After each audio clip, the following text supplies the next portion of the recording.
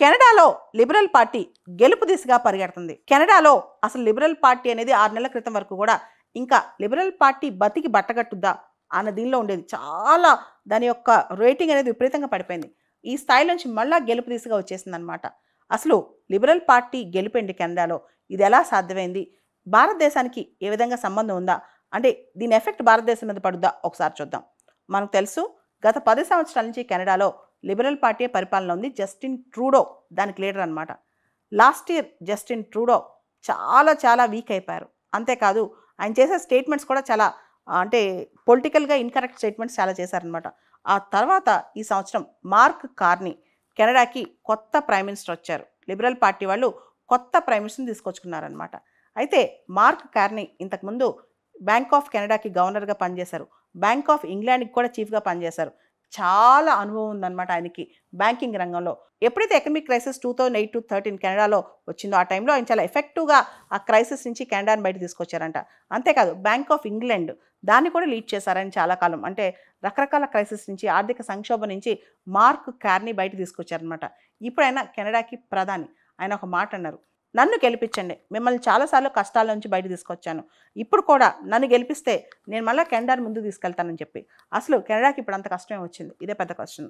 Donald Trump America president అయిన తర్వాత చాలా వ్యాఖ్యలు చేశారు కెనడా పైన. అమెరికాలో కెనడా 51st స్టేట్ అవుద్దని ఒక మాట, అసలు కెనడాకి పరిపాలించడం రాదని ఇంకో మాట. అవన్నీ పక్కన పెడితే కెనడా పైన టారిఫ్ యుద్ధం, కెనడాని ఆడిపోసుకోవడం, ఇలా చాలా చేశారు డొనాల్డ్ ట్రంప్ అనమాట. సో దీంతో కెనడియన్స్ కోపం వచ్చింది. మా సోవనిటీ మాది, మీరెవరు కెనడాని 51st స్టేట్గా డిక్లేర్ చేయడానికి? అసలు మీకు ఆ హక్కు ఎవరు ఇచ్చారు? ఇలాంటి మాటలు ఎందుకు మాట్లాడుతున్నారు అని చెప్పి కెనడియన్ ప్రజలకి ఆగ్రహం వచ్చిందనమాట. ఈ టైంలో చక్కగా ఒక నరేటివ్ బిల్డ్ చేశారు మార్క్ కార్నీ. నన్ను గెలిపించండి, మనం కెనడియన్స్ మన హక్కులేంటో మనం చూపిద్దాం, అంతర్జాతీయ సంబంధాల్లో మనం ఏంటో నిరూపించుకుందాం అని చెప్పి ఆయన ట్రంప్కి వ్యతిరేకంగా ట్రంప్ని నేను ధైర్యంగా ఎదుర్కొంటాను, మీరు నన్ను గెలిపించండి అని చెప్పి ప్రజల్లో ఒక నెరేటివ్ తీసుకెళ్లారు. ఇంతకుముందు లిబరల్ పార్టీ ఇప్పటి వరకు కూడా అదొక కోయిలిషన్ గవర్నమెంట్ అనమాట. దానిలో ఈ న్యూ డెమోక్రటిక్ పార్టీ ఏదైతే భారతదేశం ఎవరైతే పర్సన్స్ ఆఫ్ ఇండియన్ ఆరిజిన్ ఎప్పట్లోనో ఒక 100-150 ఏళ్ల క్రితం కెనడాకి వెళ్ళి సెటిల్ అయ్యారో నెమ్మదిగా వీళ్ళందరూ కూడా సిక్ కమ్యూనిటీ, ఖలిస్తానీ సపోర్టర్స్ వీళ్ళందరూ కూడా ఒక పార్టీ స్టార్ట్ చేశారు. అదే న్యూ డెమోక్రటిక్ పార్టీ అన్నమాట. దీని లీడర్ పేరు జగ్మీత్ సింగ్. ఈయన కూడా ఓడిపోయారు. ఇంతకుముందు గవర్నమెంట్లో పార్ట్ అయిన ఈ పార్టీ ఇప్పుడు చాలా తక్కువ సీట్లు వస్తున్నాయంట. ఆ పార్టీ పూర్తి స్థాయిలో ఓటమి దిశలో ఉంది. ఇప్పుడు కెనడాలో లిబరల్ పార్టీ తనకే తను సొంతంగా గవర్నమెంట్ ఫామ్ చేసిన అవకాశం కూడా కనిపిస్తుంది. ఇదంతా పక్కన పెడితే భారత్ కెనడా సంబంధాలు ఎలా ఉండబోతున్నాయి?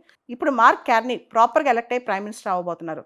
సో ఇంతకుముందు జస్టిన్ ట్రూడో కోయిలిషన్ గవర్నమెంట్లో ఉన్నారు కాబట్టి ఖలిస్తానీ సపోర్ట్ అంటే అక్కడున్న సిక్ పార్టీ సపోర్ట్ అక్కడ బాగా ఉంది కాబట్టి ఆయనకి తప్పలేదు ఇలాంటి స్టేట్మెంట్స్ ఇవ్వక, యాంటీ ఇండియా స్టేట్మెంట్స్ ఇవ్వక.